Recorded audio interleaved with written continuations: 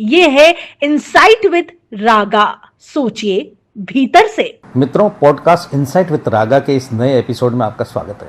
कहते हैं पेड़ लगाना सिर्फ पर्यावरण नहीं, एक पीढ़ी को सांस देने का काम है।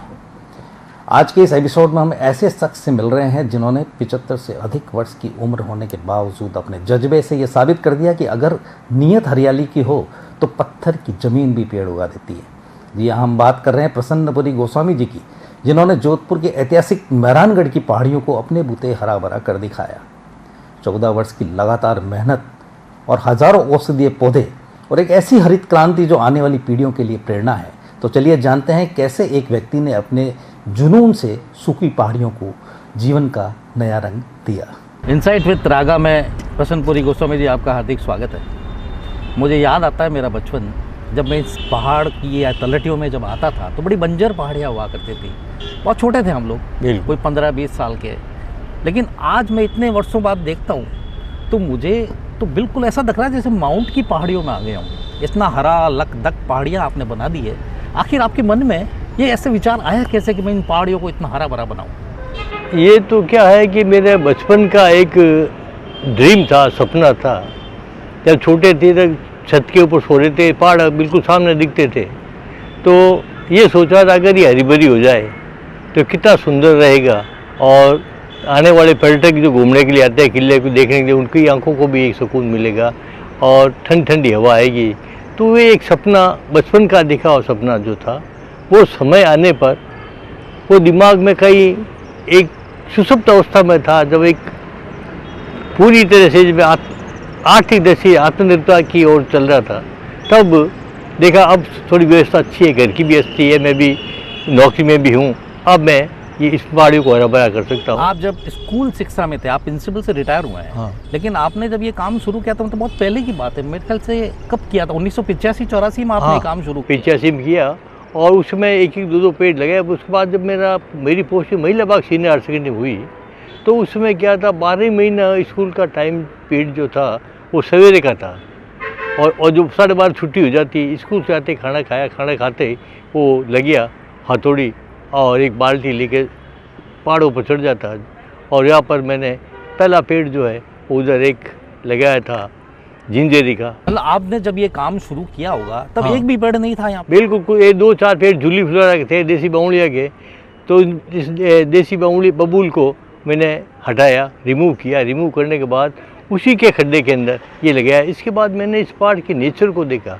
मैंने कहा यहाँ पानी है नहीं, मिट्टी है नहीं, तो पौधे लगें कैसे? तो बड़ी सूक्ष्म दृष्टि अध्ययन करके मैंने देखा कि इस पहाड़ के अंदर, क्योंकि ये ज्वालामुखी के लावे से बना हुआ है, 75 करोड़ साल पुराना है ये, परंतु इसके अंदर जो लावे की वजह से जगह जगह जो उसके अंदर क्रैक्स बने हुए हैं, दरारें हैं, इन दरारों के अंदर अगर खोद करके हटा करके खड्डा बना करके मिट्टी डाल देंगे और पौधा लगा देंगे, जो जो पानी देंगे, जो जड़ वो उसके दरार के सारे नीचे बढ़ती रहेगी। तो इस तरह से मैंने इन दरारों को ढूंढ करके उनको हथौड़े और टांकी से धीरे धीरे करके बाहर निकाला, और बाहर से मिट्टी लिफ्ट करके ताकि अंदर भरी और पेड़ लगाया। पहला पेड़ लगा, आसानी से बढ़ गया। तो पानी की समस्या थी, इस समस्या से निजात पाने के लिए मैंने प्याऊ के ऊपर लोचन जी महाराज बैठते थे, गौड़ साहब, तो वो भी पानी लोगों आना जाने वाले लोगों को पानी पिलाते थे। तो वहाँ से आधी बाल्टी लेकर के आकर के उन पौधों को एक घूंट पिला कर उन पौधों को बड़ा किया।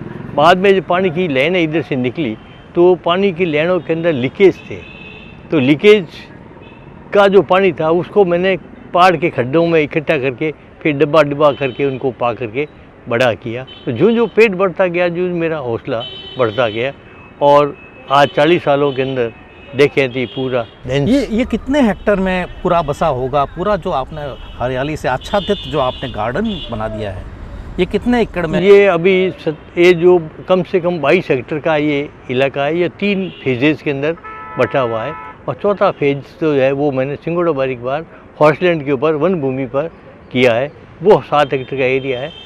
क्योंकि मुझे पता था कि 2008 में रिटायरमेंट हो गया, तो मैंने सोचा अभी तक अपने पास 10-15 साल काम करने की और ताकत है। तो मैंने वो वन विभाग से बातचीत करके अनुमति ले ली कि आपको पेड़ लगाने की अनुमति दी जाती है, और एक प्रोजेक्ट बना करके राजस्थान के मुख्यमंत्री को भेजा। उन्होंने मेडिसिनल बोर्ड से 25 लाख रुपया स्वीकृत करवाए, वो पैसे मैंने नहीं लिए, वो मैंने वन विभाग को दिलवाए और कहा जो मेरा ये प्रोजेक्ट है, इस प्रोजेक्ट के अनुसार यहाँ प्लांटेशन मैं करूँगा, आप ये काम जो है मेरी देख रेख के अंदर मेरी योजना अनुसार कराएंगे। तो फिर मैंने और मेहरानगढ़ की सहायता से मैंने ये पूरा वो एरिया जो है वहाँ पर औषधियों के पौधे लगाए और सबसे पहले जूली फ्लोरा जो था, ये देसी बबूल, उसको मैं रिमूव किया। उसी के खड्डों के अंदर बाहर से मिट्टी लिफ्ट करके ये प्लांटेशन किया। वहाँ पर मैंने चेक डैम बनवाए, 30 चेक डैम बनवाए और 500 मीटर से ज़्यादा कैंपा के अंदर दीवार बनाई। एकदम इस इलाके में है? हाँ, उस इलाके के अंदर हर्बल पार्क के अंदर, हाँ, वहाँ करवाए। यहाँ पर भी बाद में ये हमारे एक कलेक्टर साहब थे, सुनील अरोड़ा साहब, वो जब ये आए तो उन्होंने कहा आप क्या चाहते हैं? मैंने कहा सर, प्रशासन अगर हेल्प दे तो इस एरिया को और आगे बढ़ा सकता हूँ और मेरे गाय की ये समस्या आती है लावारिस जानवरों की, तो इसके तारबंदी हो जाए, एक छोटा सा हौद बन जाए। तो उन्होंने 30 जिला 30 काम के अंतर्गत है जो 28 लाख रुपए स्वीकृत किए। वो पैसे नगर निगम को दिलवाए और नगर निगम की हेल्प से मैंने ये चेक डैम है, ये हौद, पानी के बड़े बड़े हौद है और ये तारबंदी है, ये सब करवाए। और इतना मैं आपको एक और बता दूँ, जब एक बार 87 के अंदर या इसके आसपास ये गुलाब सागर खाली हुआ था, तो उसकी मिट्टी जा रही थी, तो वो मैं नगर निगम के प्रशासक से मिल करके 4-5 ट्रैक्टर वो अच्छा, मिट्टी, चिकनी मिट्टी, और चिकनी मिट्टी डलवाई। उससे भी क्या है, वो ताकतवर मिट्टी थी, सैकड़ों वर्षों की मिट्टी वो कलेक्ट की हुई थी और पहाड़ों का पूरा कस था, उससे ये पौधे तेज़ी से बढ़े। और उसके बाद जो बाप जी ने ये रानीसर पद्मसर खाली करवाया, रानीसर खाली कराया, तो उसकी मिट्टी जो थी वो हमने भी यहाँ डलवाई। तो इस तरह से मिट्टी की सहायता मिली, जिला प्रशासन से सहयोग मिला, मंडोर मंडी मुख्य व्यापार संघ से सहयोग मिला, आम जनता का सहयोग मिला। पर प्रारंभ के अंदर तो लेकिन आपको ये लगा होगा कि तलहटियों में जब आपने पौधे लगाए होंगे, कई बार ये जल भी गए होंगे, क्योंकि इसमें पौधे तो पनपना बहुत मुश्किल है। जैसा कि आपने बताया कि कभी यहाँ ज्वालामुखी फटते थे और उसका लावा इन पहाड़ों से, जैसे बताते, कई क्रैक्स हैं इनके अंदर, और क्रैक्स के अंदर जब पौधों की जड़ें जाती है तो वो उसे जिंदा करती है। ऐसा कुछ आप बता रहे हैं। ये किसी भूगर्भीय शास्त्री से आपने? नहीं, मैं तो यही देखा, मैं कोई ये दरार है, दिन को गर्मी पड़ती है, रात को सर्दी पड़ती है, दिन को ये पहाड़ गर्मी से फैलता है, रात को सिकुड़ता है। ये फैलने सिकुड़ने से ये दरार और गहरी होती जाती है और जब मिट्टी अंदर जाएगी, पानी जाएगा, तो पानी के साथ साथ जो पानी नीचे उतरेगा दरार के अंदर, त्यों जड़ जाती है और जड़ जो है अपने पानी लेने के जो गहरी जाएगी और उसके बाद वो जो फूलेगी तो पहाड़ को अपना आप ही चौड़ा करती जाएगी। आप देखकर तो उधर बता सकता हूँ मैं किस तरह से जड़ ने पहाड़ को तोड़ा है, कि जड़ों में भी वो अपना एक रसायन छोड़ती है। अच्छा, इसमें एक चीज़ बताओ कि जैसे किस तरह के पौधे यहाँ जल्दी पनपते हैं? यहाँ तो जो ट्रेडिशनल पौधे हैं, जो यहाँ के परंपरागत जो पौधे हैं, नीम है, इसके अंदर कुम्भट है, कैर है, ये अपने ये जो पलाश है, रेगिस्तानी, हाँ, धोक है, ये आसानी से हो सकते हैं। या तो मैं कुछ फूलों पौधे इसलिए लगाए कि पर्यटक आते हैं तो सड़क के किनारे उनको ये सुंदर पौधे दिखते रहें, इसलिए मैंने कुछ फलों के फूलों के लगाए। बाकी तो ज़्यादातर मेरा जोर जो रहा यहाँ का जो ट्रेडिशनल पौधा है, जो यहाँ का परंपरागत वनस्पति, उसी को किया। क्यों? उसके अंदर यहाँ की गर्मी सर्दी सबको सहन करने की क्षमता है, उसको भूख प्यास गर्मी सब वो सहन कर सकता, क्योंकि उसके अंदर वंशानुगत गुण है। सदियों से वो इस एरिया के अंदर जमे हुए थे, जो कि यहाँ के थानापति है। तो इस तरह से ज़्यादा जोर मेरा जो है स्थानीय वनस्पति जो ट्रेडिशनल प्लांट है उनके ऊपर रहा। क्या कभी ऐसा लगा कि आप अकेले, अपने आप को अकेला महसूस कर रहे हैं कि मेरे साथ? क्या युवा जुड़े आपके साथ इस तरह के काम में? प्रारंभ के अंदर हमारे मोहल्ले के कुछ युवा जुड़े थे और कुछ लोग इस आधार के लिए जुड़े कि मार साहब पेड़ तो क्या लगा, पेड़ का नाम ले रहे हैं, थोड़े दिन में ये ज़मीन रोक लेंगे, कि उस समय ये अतिक्रमणों का दौर चलता था 87, 86। लोगों को ये शक था हाँ, कि ये प्लॉट रोकेंगे तो उनके साथ जुड़ जाओ तो एक प्लॉट अपने को हाथ आ जाएगा। तो धीरे धीरे जब उन्होंने देखा हमारे साथ प्लॉट तो कर नहीं रहे, ये तो पेड़ों को बढ़ा रहे हैं, तो उन्होंने मेरी आलोचना भी करनी शुरू कर दी, तरह तरह की फप्तियाँ कसनी शुरू कर दी। और यहाँ तक कि एक रात को तो मेरे लगाए हुए 200 पौधे जो थे उन्होंने उखाड़ करके डाल दिए, छोटे पौधे। हालांकि मैंने हिम्मत नहीं हारी और मेरी स्कूल के बच्चों को लेकर आया, ला करके जब उखाड़ के डाले वही वापस मैंने रोप दिए। तो प्रकृति ने मेरा साथ दिया, पेड़ों ने मेरा साथ दिया और वो पौधे पुनः हरे भरे हो गए तो इस तरह से समस्या के पानी की समस्या आती अच्छे है। काम में संकट आते हैं, बिल्कुल। व्यवधान खड़े किए जाते हैं, लेकिन ये तो आपकी हिम्मत की बात है कि आप हारे नहीं। मैं तो अभी भी बड़ा हैरान हूँ, मैं बार बार इस पहाड़ी की ओर देखता हूँ कि कैसे आपने ये प्रयास शुरू किया होगा, क्योंकि मेरे देखी हुई पहाड़ियाँ मैं बोल नहीं सकता हूँ कि बिल्कुल बंजर हुआ। हम यहाँ बैठा करते थे हमारे मित्रों के साथ, बहुत छोटे थे, 20-22 साल 18 साल के होंगे, लेकिन आज इतना अजब। इसमें खास तौर से मैं देख रहा हूँ कि आपने नीम, सरेस, इस तरह के पौधे बहुत लगाए हैं। हाँ, वो है, ये जाड़ है, इसके अंदर ये गुंदी है। तो ये पौधे क्या यहाँ के परंपरागत पौधे हैं, तो इनको पानी कभी मिल जाए नहीं मिल जाए तो भी वो जिंदा रह जाएंगे, क्योंकि इनके अंदर शक्ति, गर्मी सहन कर सकते हैं, सर्दी सहन कर सकते हैं, प्यास सहन कर सकते हैं। इस तरह से ये एक प्रकार से आसानी से लगने वाले हो जाएंगे। कि ऐसा अपना मारवाड़ी कहावत है कि खोड़ाती बेटो, वो है आनंद करने वाला, जिससे उसके ऐसा आराम के अंदर कमी पड़ती है तो वो घर छोड़ के चला जाता है। तो उसी तरह से हम प्रवासी पौधे ला के लगाएंगे तो उसको जो भी पानी की वगैरह की कमी पड़ेगी तो मर जाएगा। तो आज जो स्थानीय पौधे, मेरा तो यही मानना है कि जो स्थानीय प्रजातियाँ हैं उनको ज़्यादा से ज़्यादा हमें इंट्रोड्यूस करना चाहिए। अभी मैं देख रहा हूँ, बड़ा दुख होता है कि कॉर्निकोर्पस के पौधे लगाए जा रहे हैं। ये एक प्रकार का जहर है और ये अस्थमा की बीमारी फैलाने वाला है। इसके साल में 2 और 3 बार फ्लावरिंग करता है और उसका जो परागण है वो लोगों के अंदर अस्थमा की बीमारी फैलाएगा। परंतु चूँकि ये पेड़ हरा भरा है, कम पानी के अंदर हो जाता है, कठोर परिस्थिति के अंदर रह जाता है, पर इतना पानी का चोर है, अगर आपके हौद के पास, तालाब के पास खड़ा है उसका पानी सूखा देगा। ये जो दक्षिण राजस्थान के अंदर डूंगरपुर के अंदर गैप सागर झील के आसपास लगाए और देखा कि गैप सागर की झील तो खाली हो गई, तो अब सरकार ने उन पौधों को हटवाया। और इसी तरह से इस पेड़ के ऊपर जो है बैन लगा हुआ है गुजरात के अंदर, तेलंगाना के अंदर और इसके आंध्रा के अंदर। इस पर प्रतिबंध है पूरा कि ये कोई पौधा नहीं लगाएंगे। परंतु हमारे राजस्थान सरकार या जोधपुर के ये क्या पता नहीं किस मिट्टी के बने हुए हैं, इतना विरोध करने के बावजूद भी एक कॉर्निकोर्पस लग रहे हैं। हर अच्छे काम के साथ कुछ चीज़ें अपने को देखने को मिलेगी। मैं ये सोच रहा था कि आपको चूँकि पौधे लगाने के लिए सबसे ज़्यादा ज़रूरत होती है मिट्टी की, वो आपने बताया कि मैंने रानीसर, पदम सर और इनसे ली, गुलाब सागर खाली हुआ था तब लिया था। इसके बाद होती खाद की, इसके बाद होती पानी की, खास तौर से पानी की। ये जरूरतें आप कैसे पूरी करते हैं? ये पानी की तो मैंने आप बताया कि एक छोटा सा कनेक्शन कलेक्टर साहब के कहने से मेरे को मिल गया, तो उससे आपका पूरा काम हाँ, उसे ड्रिपिंग सिस्टम शुरू कर दिया। एक बूंद पानी गिरती रहे, कैसे वो पौधे सर्वाइव हो जाते हैं। और खाद के लिए मैंने किया कि साल में 2 और पेड़ पत्ते झाड़ते हैं, उन पत्तों को एक गड्ढे के अंदर डंप कर देते हैं और साल भर बाद उसको खोद कर निकाल के छान लेते हैं। तो पत्ती की ठंडी खाद है वो इनके अंदर काम आ जाती है।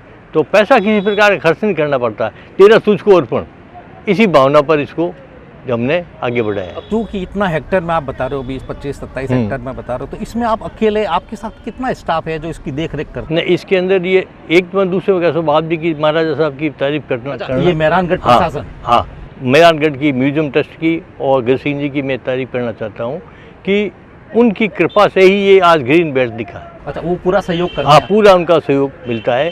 4 आदमी जो है उनको लेबर को इन्हीं की तरफ से पेमेंट किया जाता है। बाकी मेरे अकेला क्या करता है, एक अकेला चना बाढ़ नहीं फोड़ सकता। 4 लेबर आपके साथ लगी हुई? मेरे साथ लगी, वो बागवानी का काम हाँ, करती है? वो खड्डे खोदने का है। ये करेंगे आपके निर्देशन में? हाँ, जैसे मैं बता दूँ, इस तरह खड्डे खोदने हैं भाई, इसके अंदर इस तरह की मिट्टी देनी है, इतनी खाद देनी है, इस तरह के पौधों की जो प्रूनिंग करनी है, ये सारा काम वो 4 लेबर करती है। जो 4 एरिया के अंदर हमारा जो बटा हुआ है ये सब काम होता है। तो इसके अंदर बाप जी का सबसे बड़ा सहयोग है। और ये अब क्या है कि पर्यटन की दृष्टि से बड़ा अच्छा एरिया बन गया है। आज 130 तरह की जो वनस्पति हैं, तो बाहर से जो स्कूलों के बॉटनी के जो बच्चे हैं वो आते हैं देखने के लिए। हर्बल पार्क के अंदर जो मैंने मेडिसिनल प्लांट लगाए हैं उनको देखने के लिए मेडिकल आयुर्वेद विश्वविद्यालय के छात्र आते हैं। अभी एक 50 वेदों का एक पूरा समूह आया, आकर के उन्होंने देखा वो पौधे यहाँ पर लगे हुए हैं। और एक मेरे फेसबुक के ऊपर जुड़े थे जयदीप गढ़िया नाम के बॉटनिस्ट, तो उन्होंने बताया कि हमारे कच्छ के अंदर एक मीठी गूगल होती है जो अब रेड डाटा बुक का हिस्सा बनने जा रही है और ये अब ख़त्म हो रहा है। तो मैंने कहा ऐसा है तो कुछ कटिंग मेरे को भेज दो, तो मैं भी उनको सर्वाइव कर दूंगा और हमारे एरिया में इसको इंट्रोड्यूस कर। मेरे पास 3 तरह के गूगल हैं, देसी गूगल अलग है, हाइब्रिड अलग है और ये मीठी गूगल है। तो उन्होंने 11 कटिंग भेजी, वो 11 कटिंग मैंने थैलियों में लगाई, तैयार हो गए और 11 ही मैंने वहाँ प्लांट जो 8-10 प्लांट कर दिए, बाकी गमलों के अंदर पड़े हैं। तो इस तरह से वो तेज़ी से बढ़ेगी। तो रेड डाटा बुक से जो पौधे में नाम लिखे आया था उसको हमने बचाने का भी प्रयास कर रहे हैं। और आयुर्वेद यूनिवर्सिटी भी कहा आपको, आप भी एक पौधा ले जाओ और उसको आगे बढ़ाओ। अच्छा, विश्वविद्यालय के जो बच्चे आप बता रहे हो, आयुर्वेद के भी आ रहे हैं, उनकी क्या प्रतिक्रिया रहती है जब वो इस तरह का गार्डन हरियाली से आच्छादित और अलग अलग हर्बल की चीज़ें देखते हैं? तो वो क्या, उनका क्या प्रतिक्रिया रहती है? उनकी ये थी कि इस पहाड़ के अंदर इतना शानदार पेड़ लगाना। हाँ, क्योंकि उन्होंने तो गार्डन में देखा है, उन्होंने वो बगीचे देखे, उपवन देखे, तो ये इस तरह का उनको बड़ा आश्चर्य होता है। और साथ वो कहते हैं हमारे यहाँ पर भी पौधे हैं, पर ये आपके यहाँ पर इतने हेल्दी पौधे हैं, पता नहीं आप उसको क्या खिलाते। मैंने कहा मैं च्यवनप्राश खिलाता हूँ उनको, इसलिए इतने हेल्दी है। और क्या भाई पौधे भी आत्मीयता देखते हैं। पौधे, मैं कहा पौधे खुद खुश होते हैं, उसकी सेवा करने वाले को देखते हैं तो सरसराहट करते हैं। आपके दिमाग में कितने तनाव है, आप पेड़ के नीचे बैठ जाओ तो आपका सारा तनाव वो पौधे रिलीज़ कर लेते हैं और आप एकदम हल्का सा महसूस करते हैं। तो ये बोल नहीं सकते, परंतु आपकी भावनाओं को ये पहचानते हैं, अच्छे बुरे को पहचानते हैं। अगर आप कुल्हाड़ी लेकर के पास जाओगे तो पौधा खुद कांप जाएगा। तो इस तरह से पौधों के जीव है। हाँ, जीव है, उनके अंदर एक अनुभूति है, पर वो शब्दों में प्रकट नहीं कर सकते, परंतु वो सिम्टम के द्वारा बता सकते ये हैं। साधु संत कहते थे कि आप पौधों से प्रेम करिए, पौधे आपसे प्रेम करें। बिल्कुल। और यही वजह है कि पेड़ों की छांव में बैठने से जो सुकून मिलता है उसका तो कोई मुकाबला नहीं है और आपका ऑरा अच्छा होता है। मैं एक बात और मुझे पता लगी थी कि आपने अपने बच्चे को इन्हीं पौधों के आसपास काम करते हुए खोया, क्या कारण रहा? कारण ये रहा साहब कि मेरी प्रिंसिपल का जो प्रमोशन हो गया और मेरी पोस्टिंग हो गई थी जाड़ोर के अंदर, सांचौर के अंदर। तो मैं हर शनिवार को आता था, सोमवार को जाता था। बच्चे को मैंने कहा इसके अंदर आप दवाई स्प्रे मत करना। हाँ, क्योंकि कुछ पौधे तो वो बाल मंथान उसने देखा, उस पौधे को जलते हुए बीमारी से देख नहीं सकता था, तो उसने मेरे मना करने के बावजूद भी वो पौधे के ऊपर उसने हवा के अगेंस्ट खड़ा होकर उसने स्प्रे किया और वो दवाई उसके नाक के अंदर चलती जाती गई और उसको इतना अनुभव था नहीं। तो इस कारण से यहीं बेहोश हो गया। यहाँ से उसको वापस हॉस्पिटल ले गए और 3 दिन के अंदर उसकी डेथ हो गई। वैसे 28 साल का वो था, परंतु ये कब की बात होगी? ये 2005 की बात है। जब तो एक बार मेरा मन तो उछट गया कि यार इतना काम किया, बच्चे को खो दिया तो क्या मिला तेरे को। फिर एक दूसरा एक थॉट उसी क्षण आया कि भाई तूने एक बच्चा खोया, ये हज़ारों बच्चे तूने खड़े कर दिए, इनको कौन देखेगा। तो मैंने वापिस काम को करने के लिए जो मन के अंदर एक अलगाव आया था वो ख़त्म हुआ और मैं आज ही इन पौधों के अंदर मैं मेरे बच्चे की जो है छवि देखता हूँ कि कहीं न कहीं इन बच्चों की आत्मा इसी के अंदर घूम रही है। मुझे बड़ा सुकून महसूस हो रहा है कि आपने बच्चा खोया, लेकिन आप ये मानते हैं कि इतने पौधे खड़े हैं वो मेरे बच्चे हैं, मेरे बच्चे। तो आपने एक बच्चे की जगह कई बच्चे पाए और आप उन बच्चों को इसी तरह पाल रहे हैं जैसे आपने अपने बच्चे को पाला होगा। बिल्कुल। लेकिन मुझे एक बार आगे की जो चीज़ दिखाई देती वो ये दिखाई देती कि आज आप 77 साल के हैं, आप शतायु हों, आप शतायु से भी अधिक हों, ईश्वर से हम प्रार्थना करते हैं, लेकिन एक पीढ़ी आपके साथ और जुड़ना बहुत ज़रूरी है जो इसको संभालेगी आगे। क्योंकि आज अभी ये पहाड़ी हरी भरी आने वाला समय कैसा आता है पता नहीं, ये क्योंकि अगर आप इनकी सेवा नहीं करेंगे तो उजड़ जाएगी, ये फिर से उसी परिस्थिति में आ जाएगी। तो क्या कभी ऐसा सोचा है कि मैं एक नई टीम तैयार करूं जो इसको आगे संभाले? अब क्या है साहब, आजकल के फास्ट फूड कल्चर आ गई है। फास्ट फूड कल्चर में क्या, आपको भूख लगी, तुरंत आपने 2 स्लाइस लिए, मिर्ची बड़ा दबाया, खा लिया, आपकी भूख खत्म हो गई। तो आज जो प्लांटेशन कर रहे हैं वो केवल मात्र फेसबुक के ऊपर फोटो शेयर करने के लिए कर रहे हैं, इसके बाद क्या है बस कुछ नहीं। तो मैंने ये जो किया इसके लिए ये सोच करके किया कि ये जिंदा रहेंगे, लोगों को कुछ को तो प्रेरणा मिलेगी। अरे लगाएंगे नहीं तो काटेंगे तो नहीं, ये भावना डबल होगी। और ये एरिया मेहरानगढ़ का है, तो मेहरानगढ़ को अपने पर्यटन का विकास करने के लिए, इसका सौंदर्यीकरण करने के लिए इसको अपना आप उसकी जो है वो देखभाल करेंगे। तो ये मेहरानगढ़ अपना आप उसको देखेगा। और हर्बल पार्क जो फॉरेस्ट लैंड है, वन विभाग की है, तो अपन वन विभाग को हैंड ओवर कर देंगे तो वो क्या वन विभाग उसको देखेगा। तो आम आदमी को जोड़ता हूँ, पर वो क्या है कि ज़्यादा लंबे समय तक जुड़ते नहीं हैं। क्यों? दूसरा उनके भी बहुत काम है। और भी कि मेरे तो क्या था, सरकारी नौकरी थी। आज के जीवन के अंदर हर आदमी के कई प्रकार की समस्या है, फिर भी बच्चों को मैं जोड़ता हूँ, लाता हूँ, उनको दिखाता हूँ, उनके अंदर इस प्रकार की भावना भरता हूँ कि ताकि वो पेड़ों के प्रति उनका एक लगाव हो, रुझान हो। और जो मैं बता रहा हूँ हर्बल पार्क जो मैंने लगाया, ये पूरा ग्रीन बेल्ट बना, इससे वाइल्ड लाइफ आई, यहाँ की जो इकोसिस्टम है वो एकदम परिवर्तित हो गया। और वहाँ पर इन पूरे एरिया के अंदर 210 तरह की बर्ड्स आनी शुरू हुई है।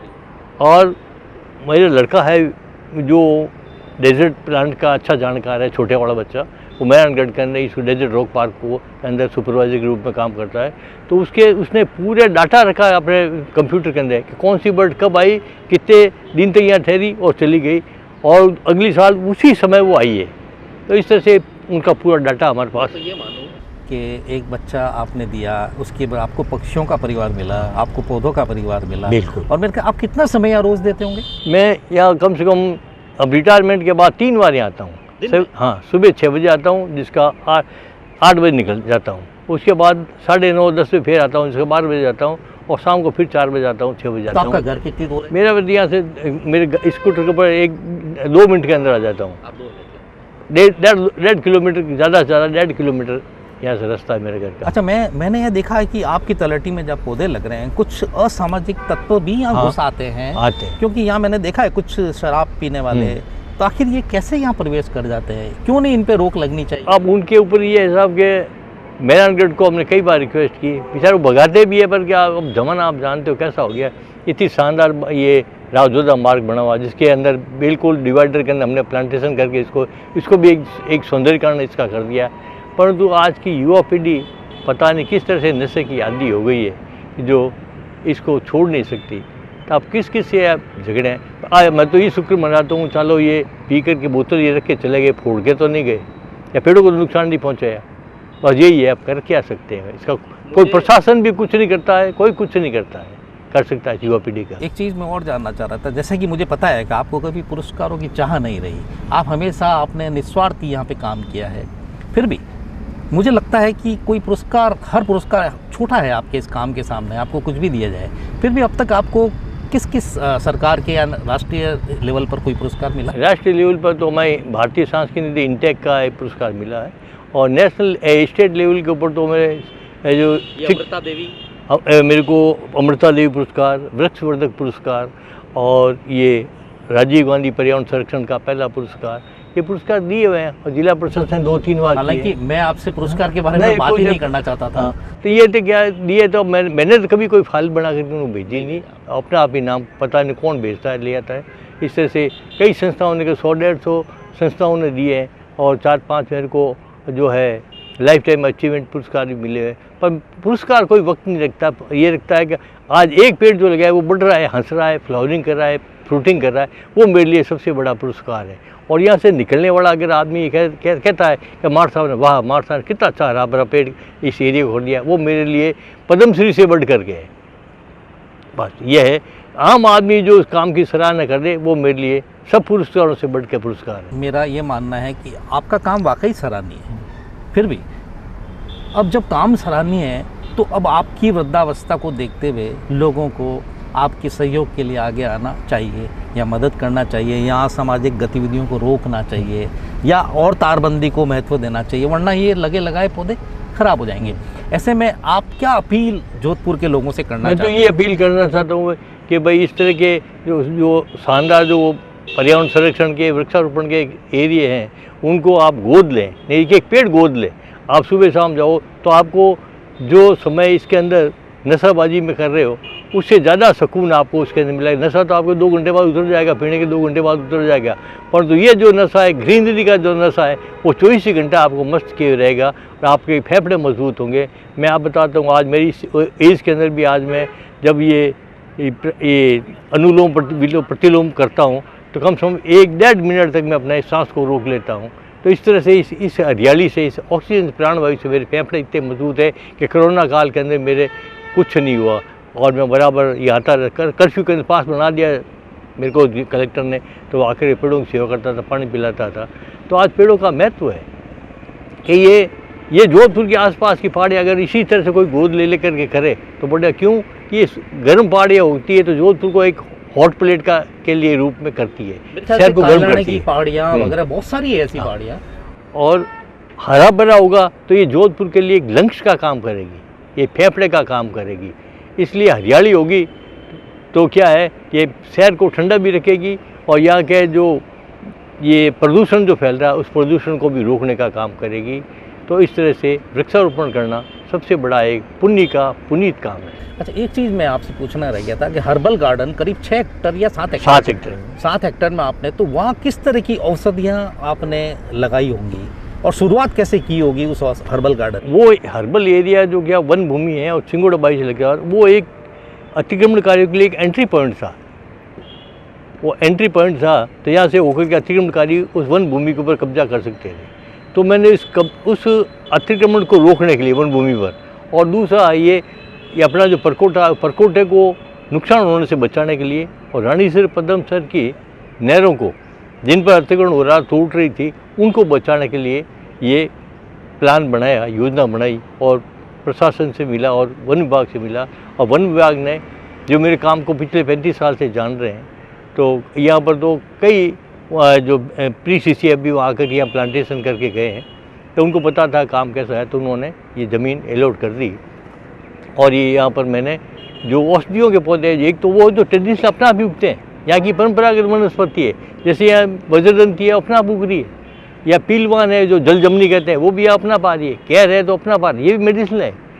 तो ये जो मेडिसिनल प्लांट हैं जिनके अंदर जो औषधीय क्षमता है, गुण, ये जो गूगल जो बिल्कुल ही ख़त्म हो गया, बिल्कुल ही रेयर श्रेणी में आ गया। अभी मैंने कम से कम 100 गूगल के पेड़ वहाँ लगाए ताकि ये वनस्पति ख़त्म नहीं हो, ये चलता रहे। तो इसके अंदर और इस तरह से कुल मिला के 50-60 तरह के वहाँ पर जो है औषधियों के पौधे लगाए।